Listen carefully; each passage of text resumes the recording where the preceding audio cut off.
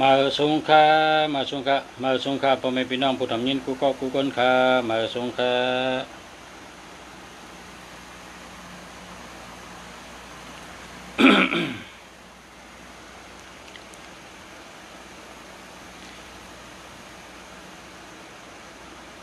ก็เทนหนึ่งมากค่ะก็เทนหนึ่งมายาค่ะก็เทนหนึ่งหักไตนี่วะมาสงค่าก็ที่สองมาค่ะก็ที่สามมายาค่ะนะสายคำก็ที่สามทุ่งเห็นนะมาสงค่ากูก็กูก้นค่ามาสงค่า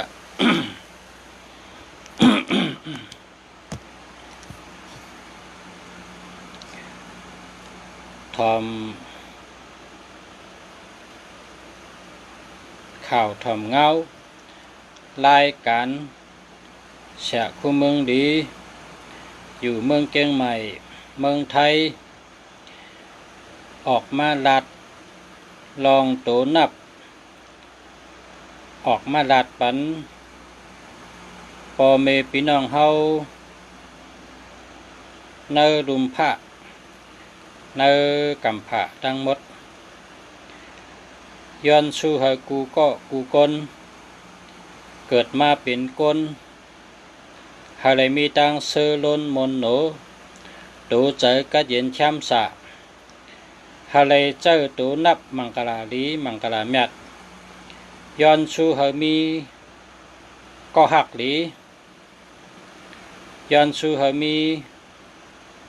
อยู่ดีกินหวานกัดเย็นเสื้อสะย้อนสู้ให้มีเมตตาลีลาดต่อเปิ้นให้เป็นเมตตาหักห่มโจมแป้งเหมือนหนังกามเปิ้นปันพรนอนรับไล่เงินหมื่นตื่นมาไล่เงินแสนแปนมือไล่เงินล้านห้านโจห้านจัดอำพันเสปอกเฮาเป็นคนมีแห้งโตแห้งเจอแก่นแข็งมันกึมเฮาเป็นคนมีสมาธิสติปัญญาเต็มโตกูเก่งกูยามเฮาเป็นคนเจอดีมีแต่ก็ดีมีปอเร่งดีมีเมเร่งดีเฮาก็เป็นคนเจอดีหมอลาดดีหมอเฮ็ดดีหมอวนดีวนลองดีลาดลองดีเฮ็ดลองดีเฮาหบยาก้นดีหาเลยปองจอมก้นดีก้นเมียดกูจัดกูปาน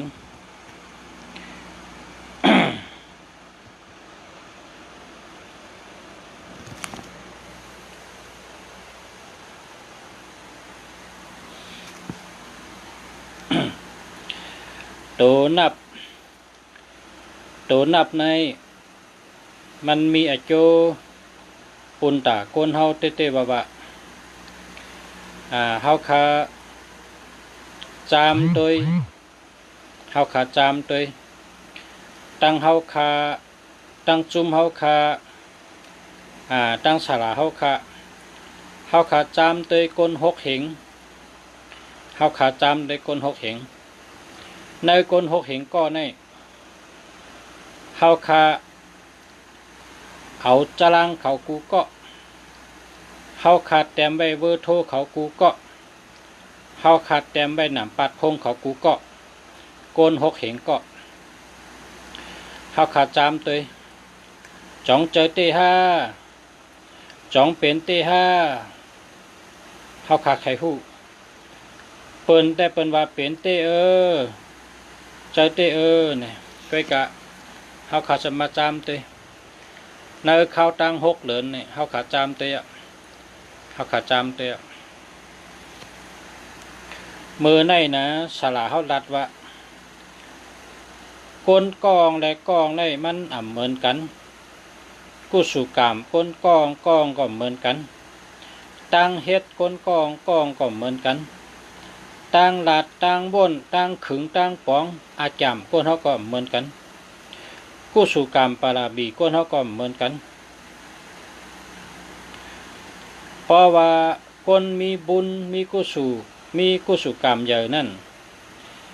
เขาเจอหมายพงเลยนะเขาเจอ3 เหรียญในเขาตั้ง3 เหรียญนี่หันอาจูงกำเหลียวในเขาตั้ง3 เหรียญอันในสลาเขาลัดเหมือนนี่ก้อยกะก้นอันเกียกใบพลานำก้นอันนั่งสมาธิก้นอันไวพลาก้นอันไวพลากุวันนั่งสมาธิกุวันใกล้ลองซ้อมใกล้ปล่อยนกปล่อยปลาคนเจอในซ้ำข้าวตั้งถึง10 วันไรหันอาโจมันจะข้าวตั้งมันถึง10 วันกะไรหันอาโจนะก็ข้าวหันอาโจไว้ก็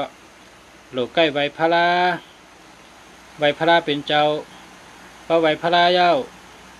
แผ่เมตตาส่งเมตตาหยาดน้ำนั่งสมาธินะนั่งสมาธิ15 นาทีนั่งสมาธิ15 นาที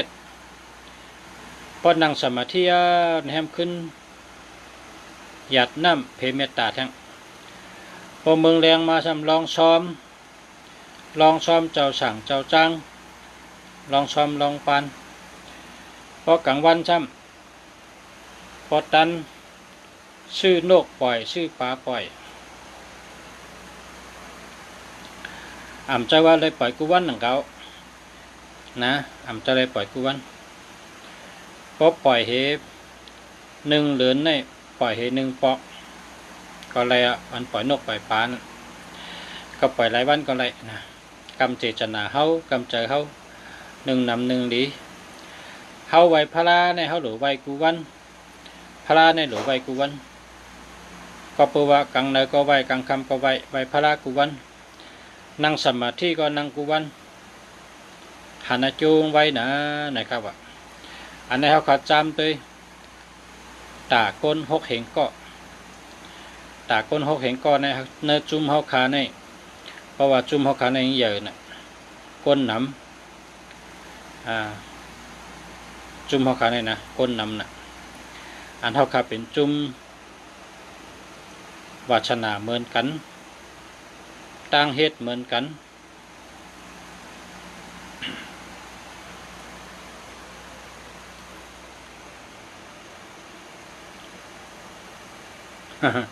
จมยอค่ะลุงชาข้าซื้อเวอร์เหมือมาเมื่อในปอกถี่ค่ะนะจมค่ะย้อนสู้ครับถูกเคยใหญ่ค่ะถ้าถูกถี่ตื้อถี่เคยใหญ่ถูกยอดถูกแทงตื้อยอดตื้อแทงนะปอกถี่ยอดปอกถี่แทงนะปอกเคยใหญ่ถูกเคยใหญ่ให้ถูกนำกะ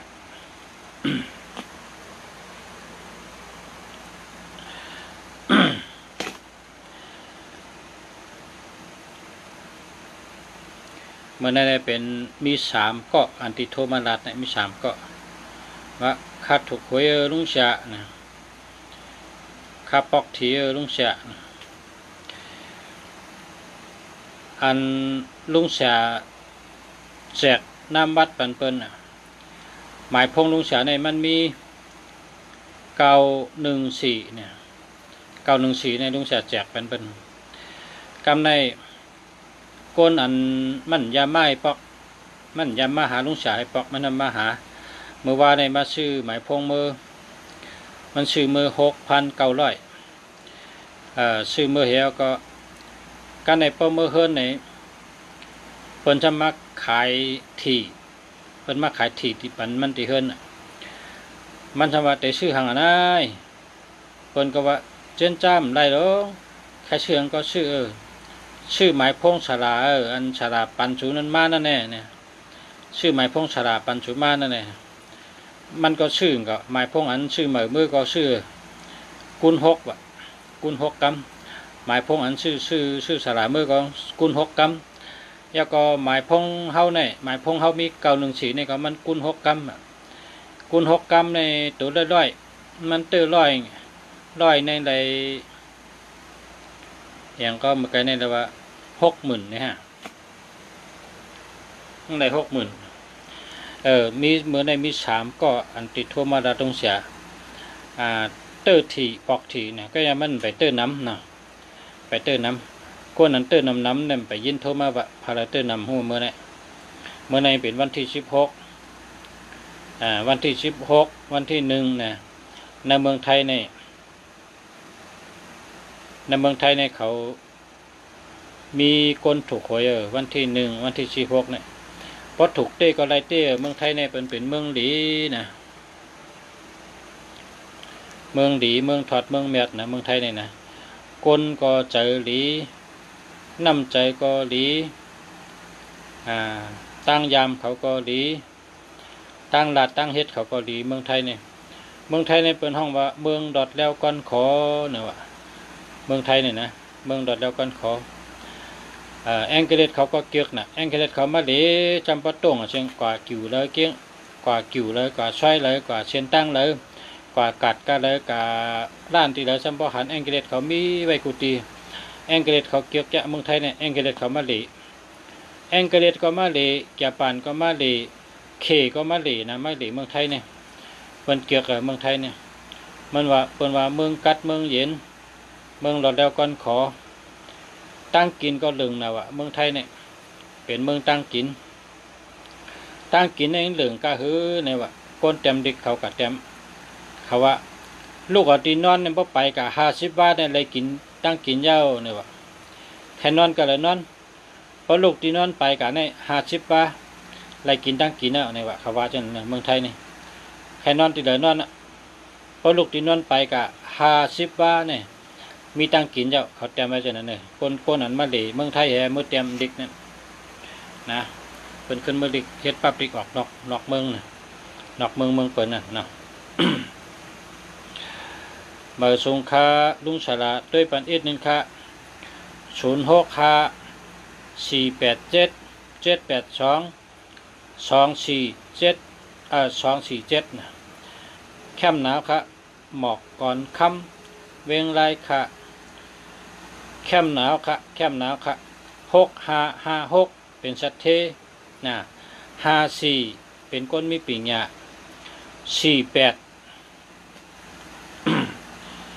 ข้ามไปได้48ได้หมอเนาะ 48ได้หมอ8778เป็นสัตเทนะ8778เป็นสัตเท782ไรเงินหนำ24ลีหักและรักแหลม477447เฮ็ดสังก็อ่องลาดสังก็เป็นหยุ่มย้ำ47นี่477447เฮ็ดสังก็อ่องกูมิวเป็นจังนั้นครับ48ในแห้งในลุง3ลาดนี่48ใน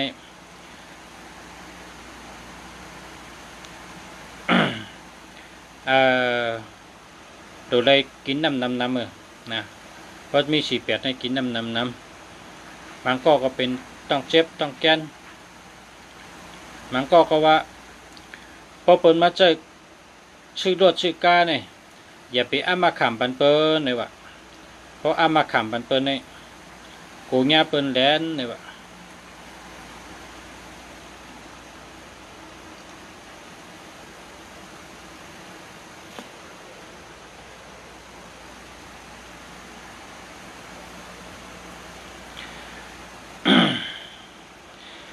098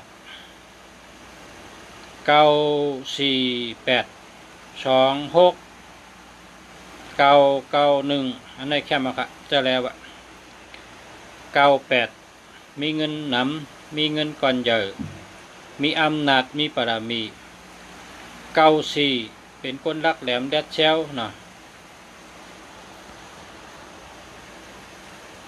82เป็นคนมีเงินหนำ26ลาดสังก็เป็นเงินเป็นคำ699ในเงินดี91ชื่อเสียงหลังคนหูจักง่ายนะ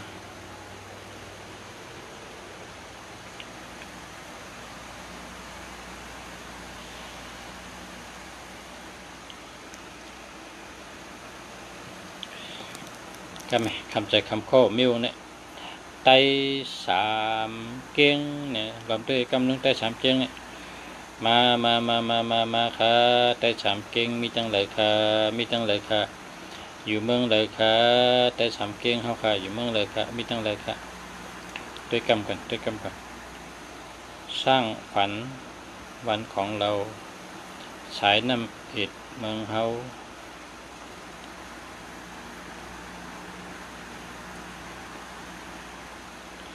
มีค่ะไต้สามเก้งมี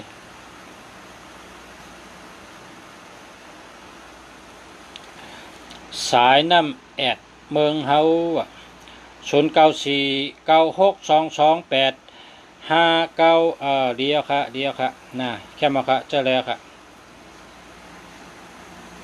0828874784เจ้าแล้วค่ะเจ้าแล้วค่ะเจ้าแล้วค่ะเจ้าแล้วค่ะ0612250964อันนี้มันดีเนื้อเจ็ดตัวในชุนอย่าไปเฮงมีเพราะกับชื่อหมายพงในชุนให้มีตัวเร็วแก่นะเพราะกับชื่อหมายพงในชุนให้มีตัวเร็วแก่พอเลยกับชื่อนำปัดพงก็ชื่อชุนเอาตัวเร็วแก่นะชุนในเป็นยอกกะชื่อไปเอาถ้าชุนมีตัวเร็วแก่นะ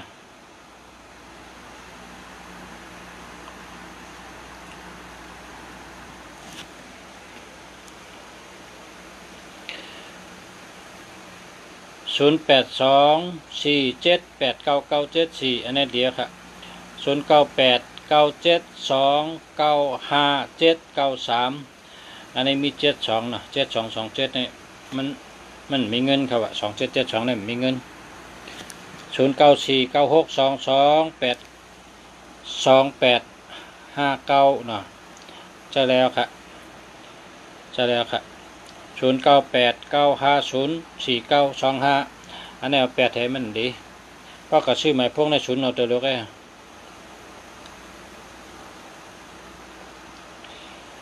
0944473470อันนี้มันดีค่ะเอา8แถมนะเอา8แถมอย่าไปใจค่ะ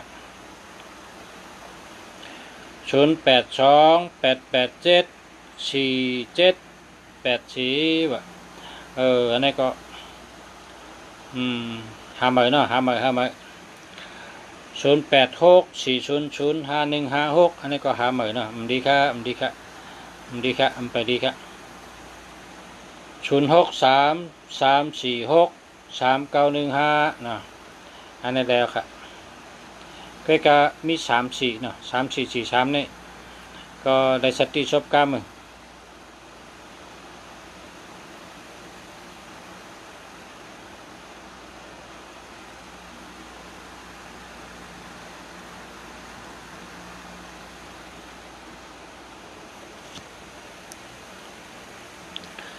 0989489698นะ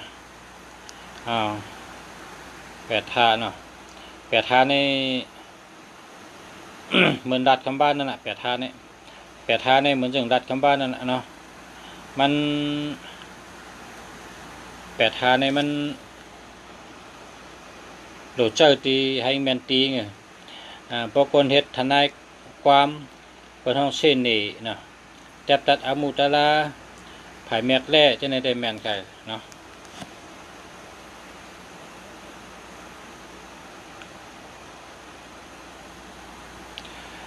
0992683669นะจ่องมีเงินครับมีค่ะ9229อันนี้ก็มีเงิน2662อันนี้ก็มีเงินแล้วก็3663อันนี้ก็มีเงิน66ก็มีเงิน69อันนี้ก็เลยเงินง่ายค่ะมีเงินง่ายค่ะเดียวค่ะ0946438263เนาะ50,000กันเนาะ50,000กัน0993457836เนาะ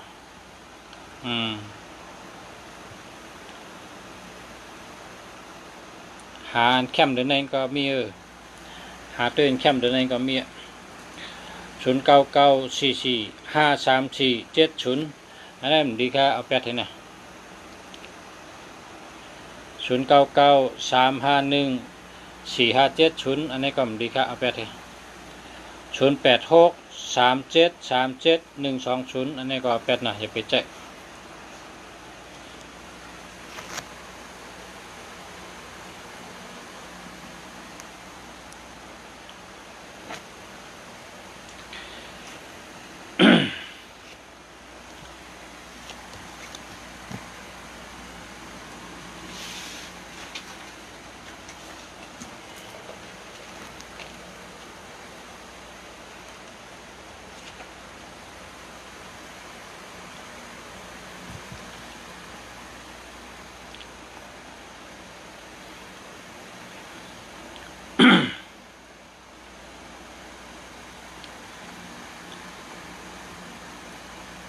0992935247นะจองดีค่ะดีค่ะดีค่ะ0820039782นะศูนย์นำหนักเนาะศูนย์นำหนักเพราะเขาแคบได้ศูนย์ให้มีตัวเดียวกันนะ0945945257อันนี้เจ้าเลยครับนะเจ้าแล้วครับเพราะเขาชื่อเสียงดีและเปิดนับย้ำในหรือมี144115511991355398897877นะครับนะมันมีเว้นในปรับนะครับ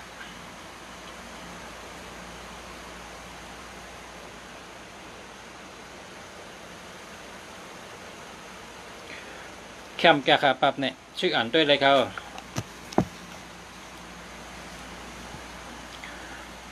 เพราะเขามีเมตตาเนี่ยหรือได้มี222442266244460985743878นะ7887ในหลีจ้ะครับนะหลีจ้ะ7887เนี่ยมีพี่น้องไต้เขาในมาเฮ็ดข้าวพักขายตัวเดียวในซัมเปอร์ชื่อเฮิร์นได้ชื่อสนได้ครับ7887ในดีจ้ะครับนี่ยินจมยาวขา062943ในยันข้างหาไปกำเนาะทับไปกำเนี่ยเขาโทรมานอกเมืองวันนี้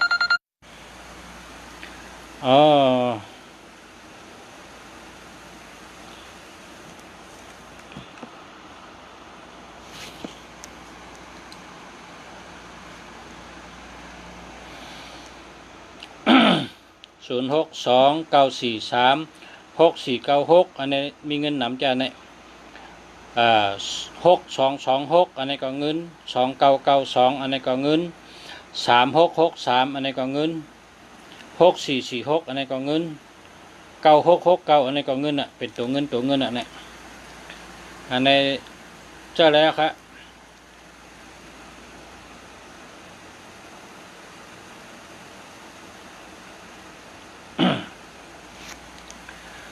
0993538525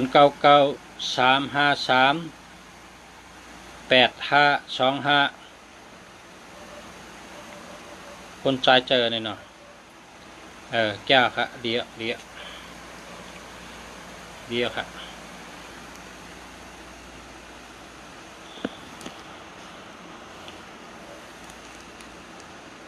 0617630026อันนี้มันดี7667เนี่ยเอา8อย่าไปใจนะ7667เนี่ยอย่าไปใจละค่ะมันดี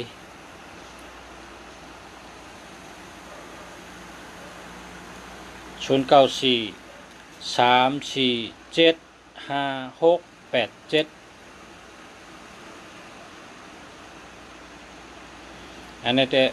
แคมค่ะมันแคมค่ะหามาค่ะเนาะ0896419826นะ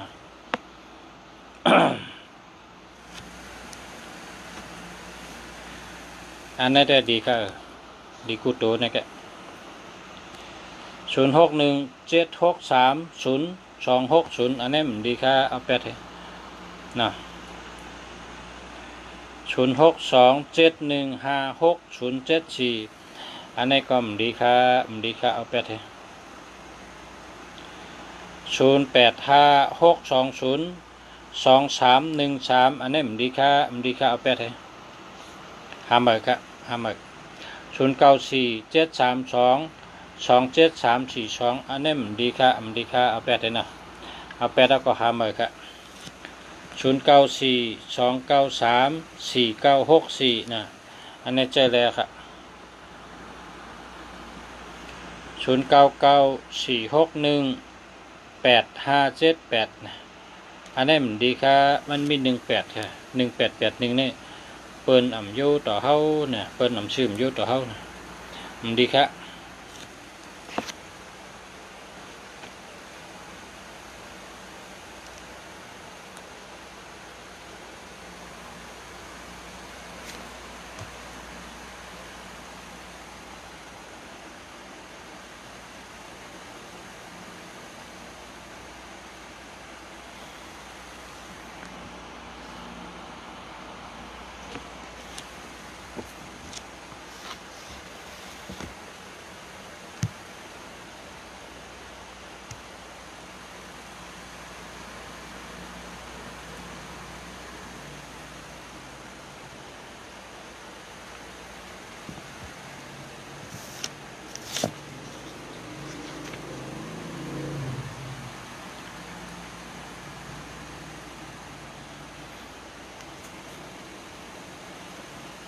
0864342926นะ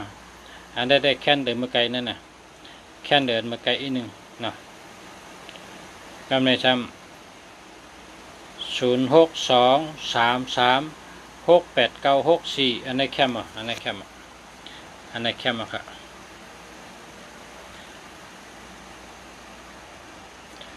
เบอร์ในจองดีค่ะ0837078880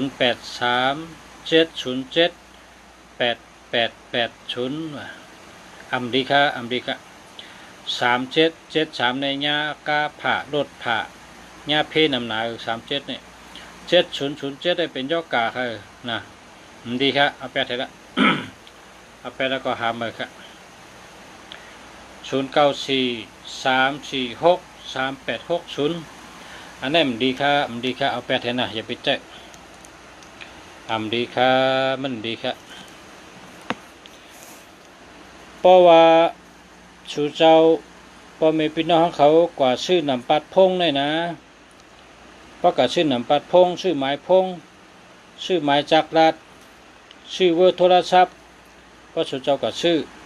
ฉุนเอาตัวเร็วก็ตองไว้กู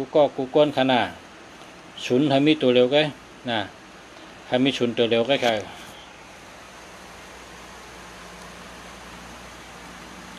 0993457836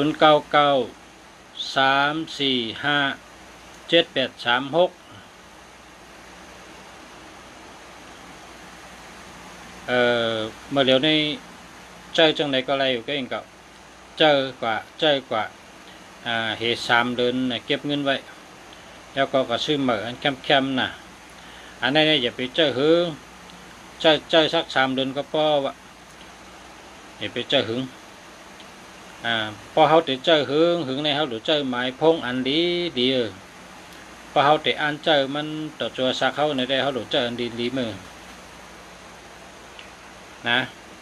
เขาหลุดเลิกใจอันดีไงเพราะติอันใจหึงอันนี้มันดีค่ะ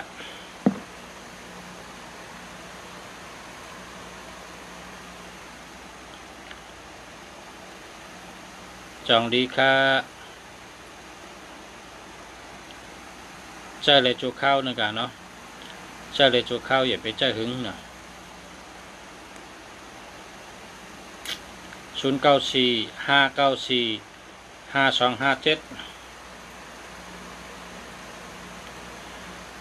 หาทางอันให้มีเงินนำใจจอมกันนะอันไหนก็ใจอะไรอยู่แต่ว่าใจทางอันก็ให้มีเงินนำตัวมีเงินให้มีนำนะ0894843183นะอันนี้มันดีค่ะเอา8เถอะนะมันดีค่ะมันดีค่ะมันดีมันดีค่ะเอา8เถอะ0991468958นะเจ้าแล้วอะเจ้าในก็แล้ว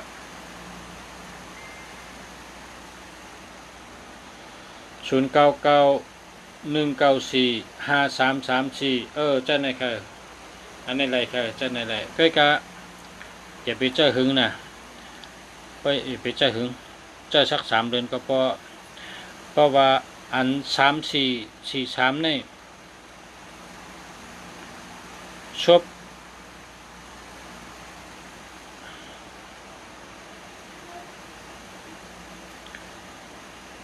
ชบในมันดีฮักนั่นกะเนาะ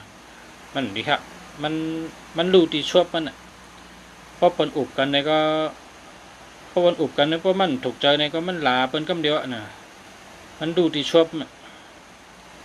ป้ากอบชบมาอันเป็นวันกันนั่นน่ะมันแก้วางกันจ้าป้ากอบชบมานะชบเอาลู่เดี๋ยวเตี้ยพอแต่อุบกันลองการกล้าการขายในก็ตกลงกันได้ก็ป้ากอบชบนั่นน่ะนะชบนั่นน่ะ4334นี่เป็นว่าตั้งพิษมิติชบกรรมนะตั้งพิษมิติชบกรรมไว้สติชบกรรมเต้ๆนะเพราะเจ้า3443เนี่ย0617651568อันนี้มันดี7667นี่มันดีครับเอา8เท่าไหร่อย่าไปใจ7667เนี่ยอ่ำตันลูกก็ลูกอ่ำตันชุ่มก็ชุ่มอ่ำตันหญ้าเพก็หญ้าเพผมเอ็มตัน8กันก็8กันอ่ำตันผัดกันก็ผัดกันอยู่ก็ตีก็ตั้งก็เป็นก้นหาเงินหาคำช่ำป้องหมักมีมามตายกองกึดกองให้ไหนคะนี่6776ในเป็นโกนอย่าไปเจอละกันเอา8เถอะ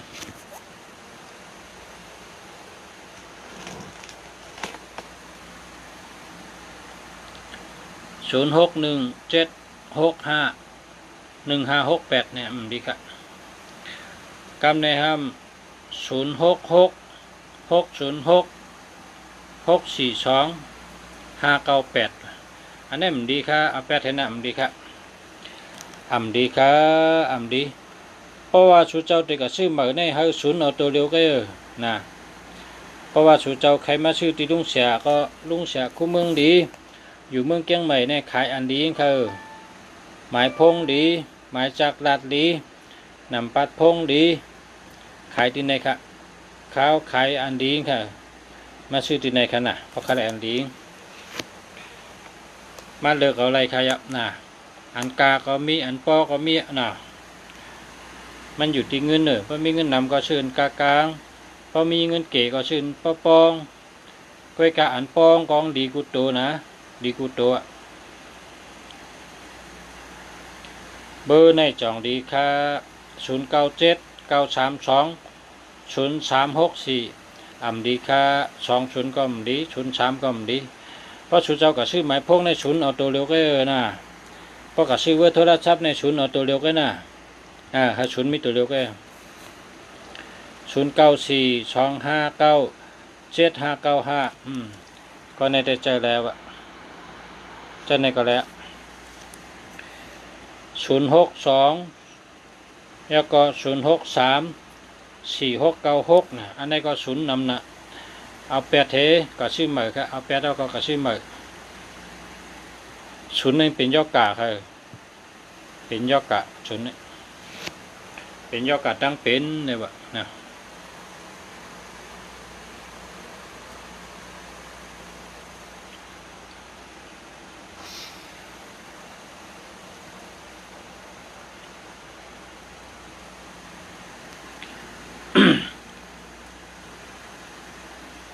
0626839798นะ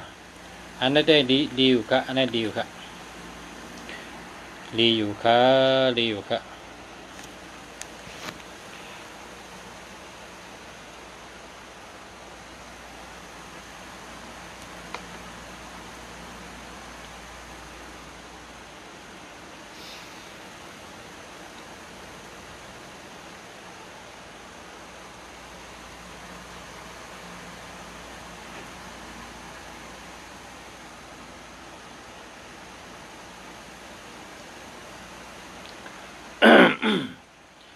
เดลัดในตัวดีเหกัมกันนะเดลัดในตัวดีเจออะไรพ้องเนี่ยนะ2442ตั้งหักหลีมีเงินเป็นก้นรักแหลมเป็นก้นดีหักเนาะ2442 3663เป็นก้นรักแหลมเป็นก้นมีปลายวนแรดไหวพริบหลีนะ3663 4664มีเงินนะมีเงินนำพออยู่จำก็เกี่ยวเจอซื้อเจอนะ4664 5665ลักแหลมหมอหาเงินหลายตั้งพร้อมกันเมื่อเดียวกันในว่า6996มีเงินไหลเงินหลีนะ9669ในไหลเงินดีไหลเงินนำไหลเงินดีจ่ายกะก็มากขึ้นจ่ายกะก็มากขึ้นจ่ายกะก็มากขึ้น9669เนี่ยนะเงินดี2882อันใดมีเงินนำไหลเงินนำ7887เป็นโปเร่งเปิ้นเป็นไม่เร่งเปิ้นไหลเงินนำมีเงินนำ9889มีเงินนำมีอำนาจมีปรามี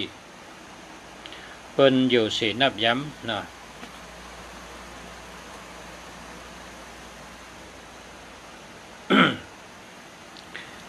1991ชื่อเสียงดีชื่อเสียงหลังก้นหูจักง่ายเฮ็ดสังก็อ่อง3993ชื่อเสียงหลังชื่อเสียงดีเฮ็ดสังก็เป้เปิ้น9339ในเฮ็ดสังก็เป้เปิ้น4994เป็นก้นแรดนะอแรดปลายบนแรดปิงหญ้าแรดนะ5995เป็นก้นดีพอมีปัญหามาหมอเกไขปัญหาหมอเกไขปัชนะกูมิวนะ0843393438นะอันนี้แต่มันเอากับปันก้นปิดปลุงเจ้าแกนะเอากับปันก้นปิดปลุงเจ้าแกพอก้นหาเงินเจ้าได้มันได้กินครับพอก้นหาเงินเหตุเจ้าได้มันได้กินเราเอาปันก้นปิดปลุงเลยนั่นเป็นหมายพงก้นปิดปลุงก้นออกแห้งก้นเล่นแห้งเล่นคนไก่ห้าปิดปลุงฮะเจ้านั่นเขาโล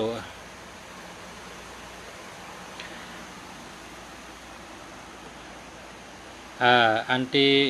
เมื่อเดี๋ยวในหลังเต้ๆว่าในมีอยู่6395อันนี้ก็หลังแกปัญหาแก4289อันนี้ก็ปัญหาแกตัวเดียวนะ782อันนี้ก็ปัญหานะ328นี่ก็หาเนาะ3289เจ้านี่เนาะปัญหาซื้อแก696เนี่ยปัญหาซื้อแกก็ในไรมาวะ0969นะ596 428อันนี้ป้อมเป็นชัดเทก็จังว่าหึงมันนั่นแหละ แค่มาเป็นในป้อมเป็นชัดเทกำจังโดนนี่พานะ ป้อมเป็นชัดเทกำหนดนี่พระเจ้าด้วยเลย3 ปี 6 ปีเป็นชัดเ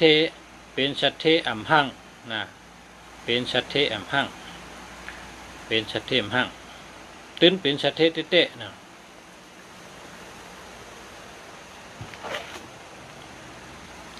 พอมีหมายพงดีเลยเราเป็นคนใกล้เฮ็ดใกล้สร้างใกล้รัดใกล้จ๋าใกล้กับสืบเปิ้นใกล้เข้าออกเปิ้นใกล้เล่หลากูไปหาเงินนะไล่หาเงินไปหาเงินไล่หาไปหมากมีปกป้องพระว่าจัดปานจุกเหนือผาดินเจ้าเก่าเฮอไลจุกเหนือขาเจ้าเก่าเฮอไลเฮออยู่เหนือขาเจ้าเก่าเฮอมันกึมเฮอมีตังวนตังเจนจาตังยังอันเฮอมันกึมเฮอมีตังยังอันหมานแมนเฮอมีตังยังอันสูงนะเฮอเป็นคนใกล้คนเท่าไหร่ดูใกล้เป้าหมายพงดีต้องใกล้เป้าหมายพงดีในใกล้ก็มันอ่องหมายพงดีได้กาใกล้มันอ่องก็หมายพงดีกัน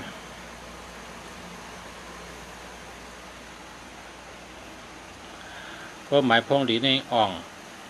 งใหญ่อ่องลงนะไล่เงินน้ำไล่เงินง่ายนะ09929111966อันนี้แคมกูตัวเนี่ย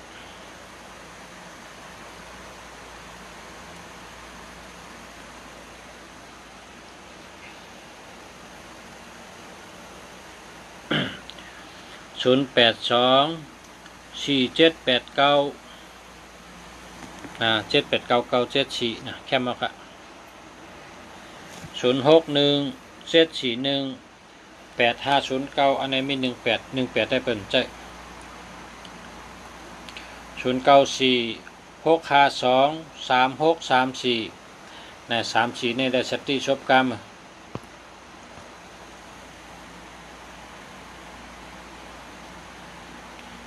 ขอบคุณมากๆครับ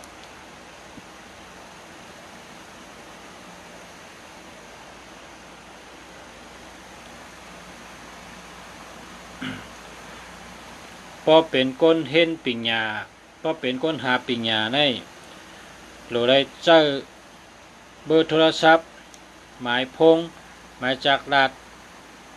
นำปัดพงในโหลได้เจอ145145145414545495445พอเจอจังนั้นเป็นก้นเห็นปิญญาญาณดีปิญญาดีเจอป่องเจอแรงญาณพายญาณแดดเนาะพอเป็นก้นหาเงินก็หลบมีตัวเงินมันตัวมีเงินจำ4289428963289789 ฉะนั้นเป็นตัวมีเงินนำ978ในก็เลย987ในแคมเหมือนกันตั้งอัน789นั่นน่ะ789ของ8ก็มีอำนาจมีเงินนำ78อยู่จู้กันก็เป็นชัดเทเป็นก้นมีเป็นปอเลี้ยงเปิ้นเป็นไม่เลี้ยงเปิ้น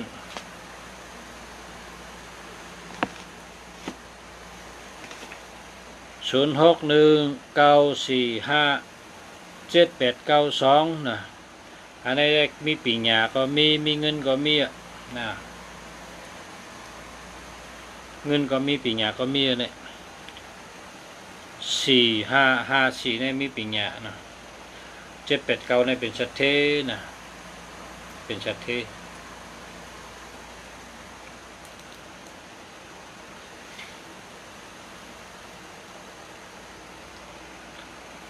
0989982247 อันนี้ก็แค่มาครับ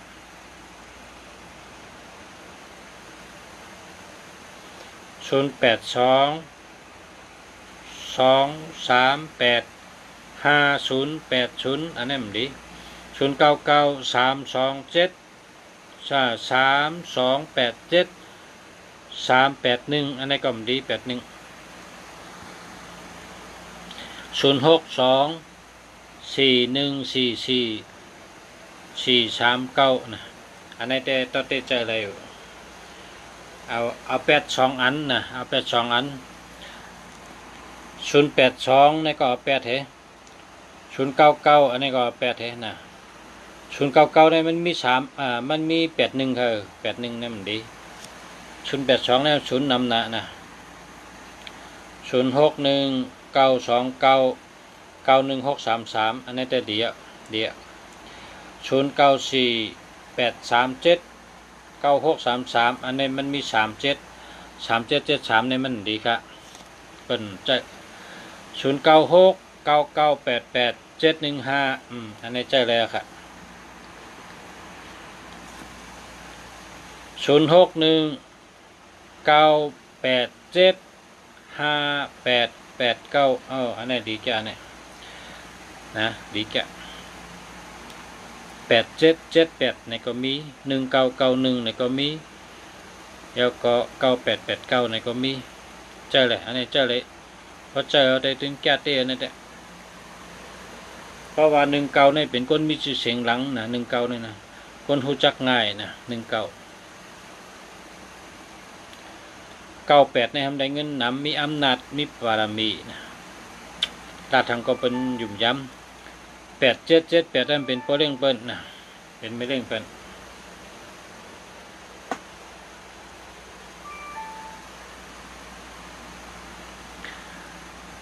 099391อันนี้ถามหลายกันว่าแคมแก้ค่ะ11966ในแคม66อีหังก็เป็นได้ว่า66เนี่ยนะอีหังก็เป็นได้มีตีเฮาหรือมอสเตอร์เฮมีสติวิริยะเฮนะหรือมีสติปัญญาสติวิริยะ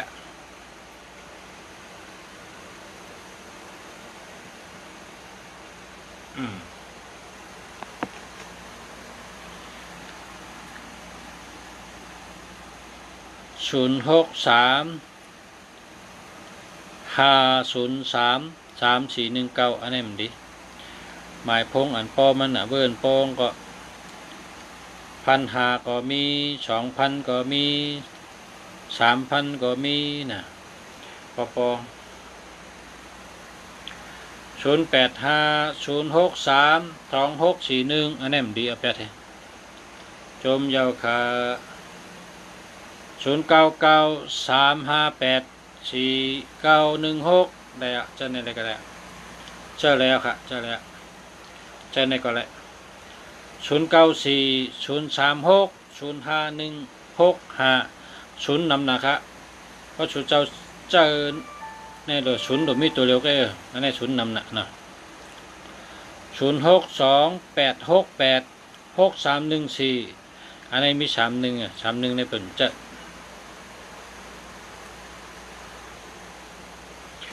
0896622466ค่ะเนี่ยแคมจะเนาะแคมจะค่ะเอากับปันไม่ยิ่งเจอนะ0885632687นะอันนี้ได้ดีนี่แหละ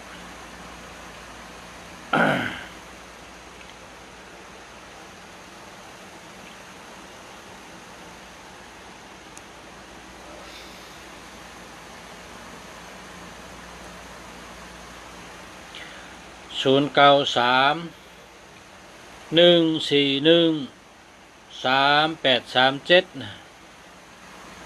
มันดีครับ3113ก็มันดี3773ก็มันดีครับดีครับเอาแปด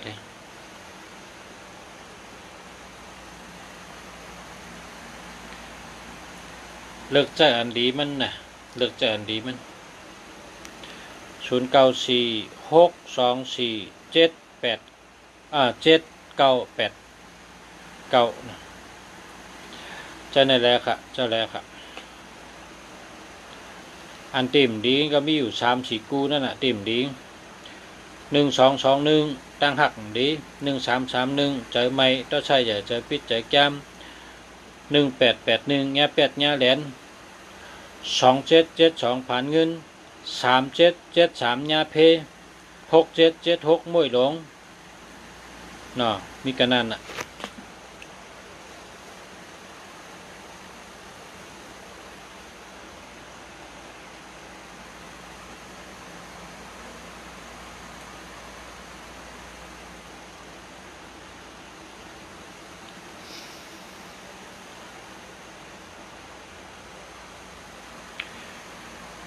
มาสงค่าพ่อแม่พี่น้องเขาค่ะเหมือนในแต่ย้อนกันในกันนะย้อนกันในก่อนเมื่อพุ่งไปพบกันทางคาเนาะเหมือนในย้อนกันในก่อนนะ ย้อนดีก่อนค่ะไปพบกันทางวันใหม่ค่ะ0862536536854อันนี้ดีค่ะ086ในดีเต้ดีว่าน่ะต้องไว้ละ086ในดีแกนะ086ในดีเฮเปิ้นนะในกับ0ตั้งเซ็งใน086ในแคมเฮเปิ้นส่วนตัวเฮาเกียรติเฮเปิ้นนะ086นะไรเงินดีค่ะเป็นคนมีก็แล้วก็นั่นน่ะทำปอมี086มีก็มีพอหาไรก็ไรป้อมไรก็089098อันนี้แก้อะไรเปิ้นนะ098 089ในขึ้นแก้อะไรเปิ้นแคมเลยเปิ้น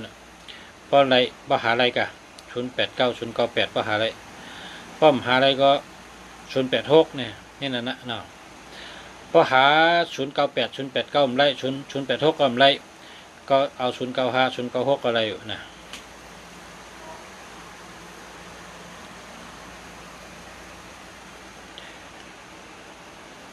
0642896395อันนี้แคมป์ค่ะ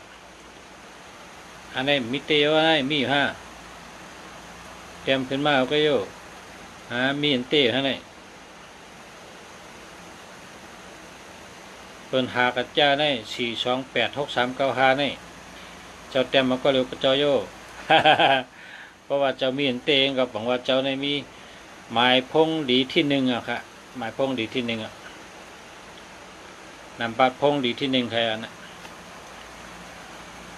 4286395ดีที่1อ่ะ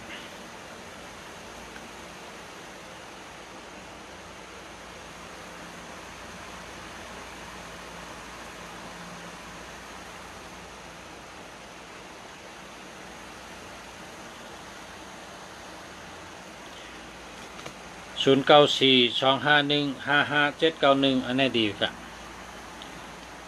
0945945257อันนี้ก็อะไรดีค่ะ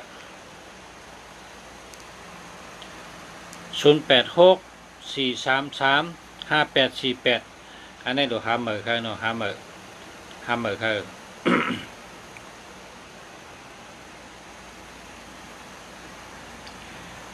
เมื่อไก่คาอ่ำตันย้อนดัดปันอีกหนึ่งค่ะโทรมาแล้วนะโทรมาดีหมายพงลุงแสนนะโทรมาดี0987896914นะโทรมานะ0987896914โทรมาหน่อยได้อุบกันนะได้รัดกันทำสังก็ทำเลยครับนะก็ไม่ได้ก็นั่นกันนะย้อนมาสูงกุ๊กก้นครับย้อนชู้เฮยอยู่ดีมีเงินหักกันน้ำให้พร้อมกันกูก้นค่ะให้พร้อมกันให้หักกันมีเงินมีคำน้ำให้เป็นพอเร่งเป็นไม่เร่งเป็นนะค่ะมาสูงค่ะมาสูงค่ะก็ในถามว่า08052798อันนี้มันดีค่ะศูนย์นำน่ะหมายพงดีศูนย์อะไรมีตัวเร็วใกล้ๆเนาะเพราะว่าหมายพงดีเนี่ยศูนย์อะไรมีตัวเร็วใกล้พระสุเจ้ากับชื่อหมายก็เอาศูนย์ตัวเร็วกันนะหมายพงดีนะมาชงค่า